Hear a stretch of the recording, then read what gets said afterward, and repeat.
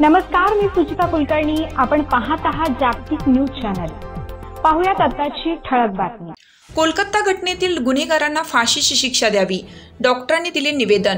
बदनापूर तालुका जिल्हा जालना येथील पोलीस स्टेशनमध्ये कोलकाता घटनेतील गुन्हेगारांना फाशीची शिक्षा द्यावी या मागणीसाठी डॉक्टरांनी निवेदन दिलं.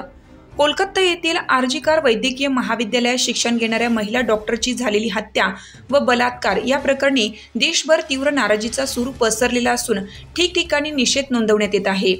बदनापूर येथील देखील बदनापूर शहरातील डॉक्टर्स, वैद्यकीय व फार्मसी विद्यार्थी-विद्यार्थिनी यांनी या घटनेचा निषेध नोंदवत गुन्हेगारांना लवकरात लवकर फाशीची शिक्षा देण्यात यावी अशी मागणी करणारे निवेदन बदनापूर पोलीस स्टेशन येथे पोलीस उपनिरीक्षकांना देण्यात आलं व पीडितेला श्रद्धांजली अर्पण करण्यात आली.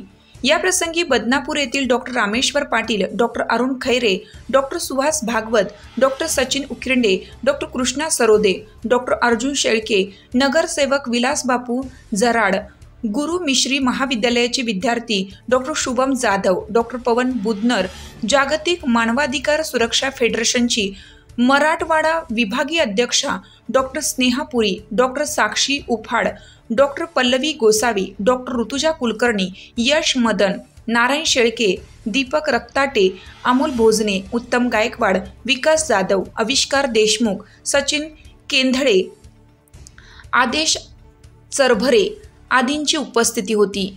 कार्यकारी संपादक महाराष्ट्र आर.टी. आहेर. आदेश चरभरे आदींची उपस्थिती होती. कार्यकारी संपादक महाराष्ट्र आर.टी. आहेर. ताज्या घडामोडी पाहण्यासाठी जागतिक न्यूज चॅनलला सबस्क्राईब करा, शेअर करा आणि बेल आयकॉन दाबायला विसरू नका.